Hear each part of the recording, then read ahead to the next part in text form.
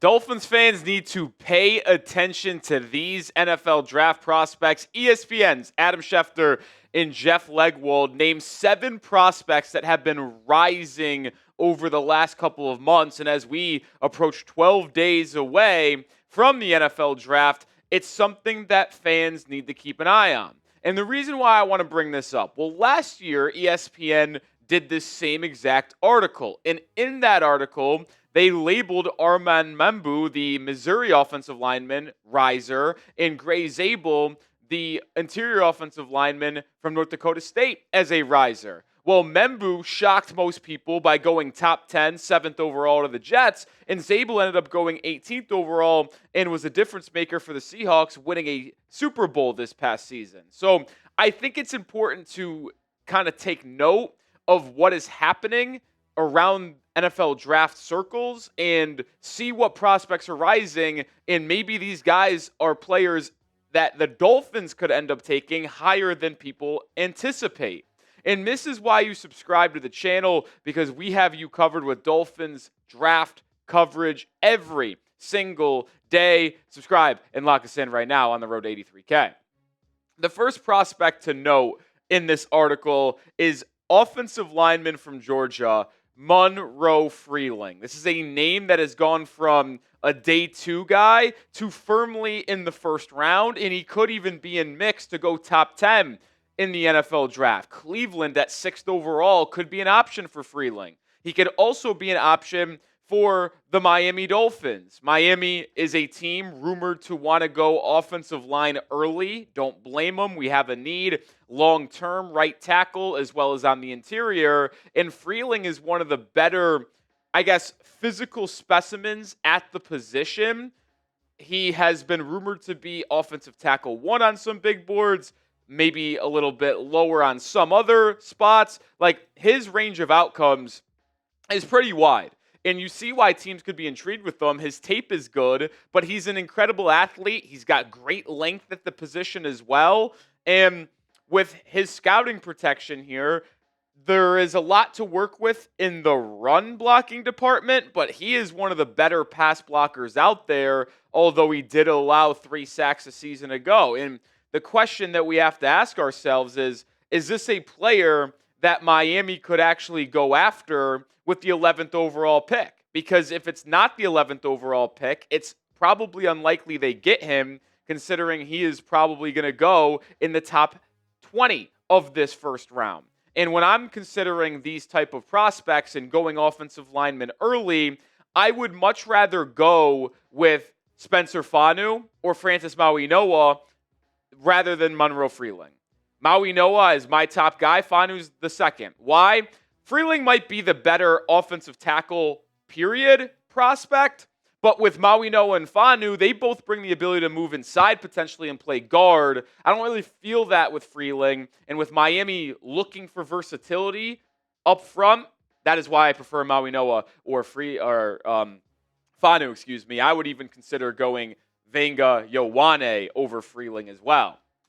Number 2 on the rising draft prospects here from ESPN, that would be safety Dillon Thieneman from Oregon. This is a player that I know a lot of Dolphins fans like, obviously at a position of need for Miami, and there has been conversation on who is the better prospect between him and Caleb Downs. Yeah, that is something that people have considered here, because Downs is obviously the one everybody's talked about, but Thieneman was extremely productive in his career across Purdue and Oregon, tested really well at the combine, showcasing that change of direction, explosiveness, and straight line speed.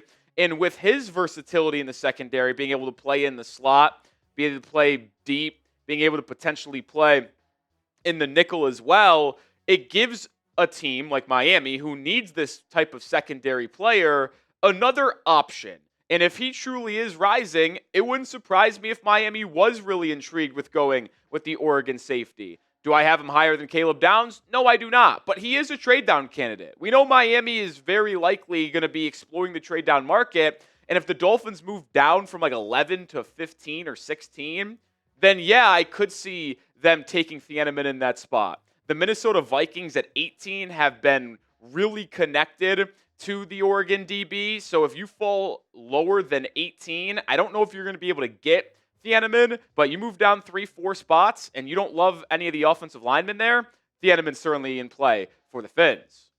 The third player that you have to keep your eye on, that is the Arizona State offensive lineman, Max Iheanachor, who has been a guy linked to the back half of round one, as well as maybe rising into the front half of round one as well. Similar to Freeling rising, and in reason why he's on this video.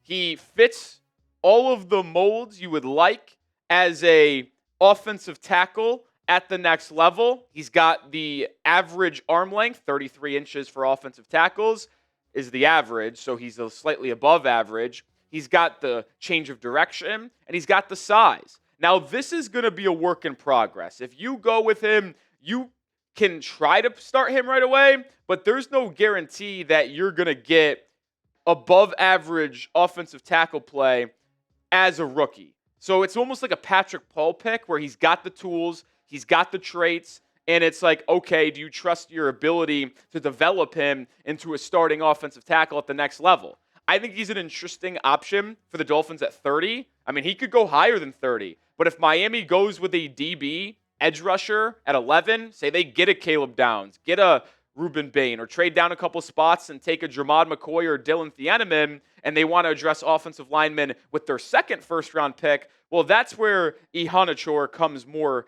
into play than potentially earlier on in this first round.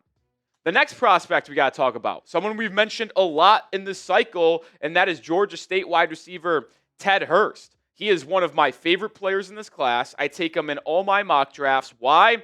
Well, it's because he is extremely athletic and he's got great size. I mean, you saw what he did at the Combine. 9.91 RAS, but it goes beyond that. We all know that. His tape at Georgia State, very positive. His play speed is much better than even his testing. He plays really well through the catch point in terms of being physical, not being backed off. He can make plays with the ball in his hands as well. Hurst has been a player that we've talked a ton about potentially taking with one of the four third-round picks that the Dolphins have. The question that we're going to continue to ask and potentially answer here is, will he be available for Miami in the third round? And based off this kind of article here, I don't know if my guy's going to be there. I think he could very well be off the board before the Dolphins are picking in the third round at 75, which could lead me to say, would it make sense to trade up into the back end of round 2? Or maybe even early in the first 5-6 picks of round 3 and try to grab the Georgia State wide receiver. I love his fit with the Miami Dolphins. He's one of my favorite players in this class, but I'm starting to get an uneasy feeling that he's not going to make it to 75, which is where Miami's picking first in that third round. And let me know your prediction, please. Will Ted Hurst go in the first 2 rounds and not be on the board for Miami? Let me know your thoughts.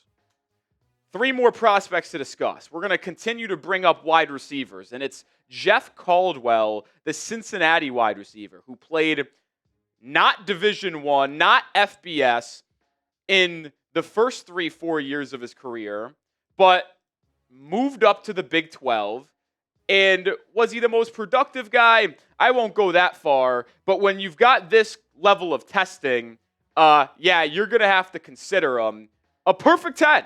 6'4.5", 216, explosive athlete in terms of his ability to get vertical. I mean, 6'4" with a 42-inch vertical is freak stuff.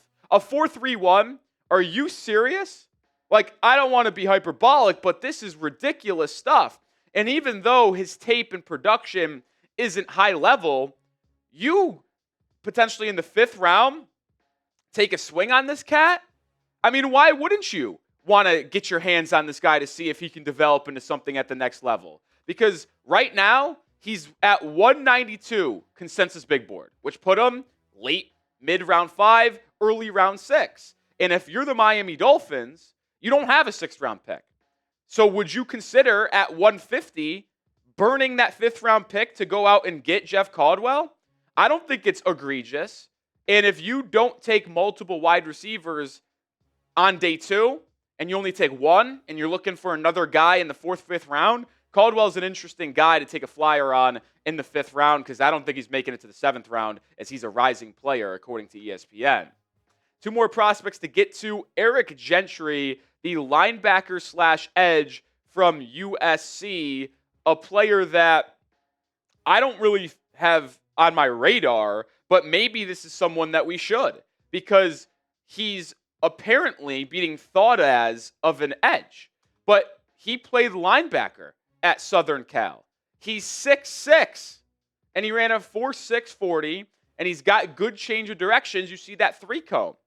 So the question is, why is he listed as an edge if he only played linebacker in college? Well, an AFC defensive coordinator, anonymously, said he's a unique body type. He's played a lot of games, has some sacks, knocks the ball down, gets the ball out. If he'll put in the work, there are snaps for him, the kind of wingspan to attack the ball.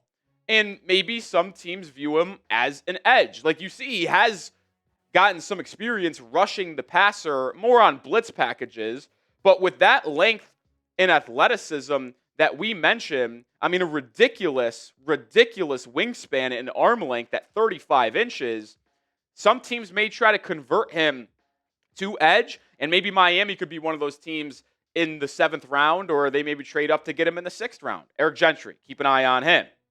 Final prospect we're going to talk about today. It's a running back from North Dakota State, Barika Kpeenu, the North Dakota State RB. Not the best tester. I mean, he ran a 4.66 40-yard dash at his pro day. He's not even that big, 5'9.5", 213. He's been productive at the FCS level. Actually started his career at New Mexico State. Or excuse me, that's on me. Hand up. Was thinking of somebody else. He was 3rd-team All-American this season. 1st-team All-Conference as well. Went to the American Bowl. I'm not sold on Barika, but you never know.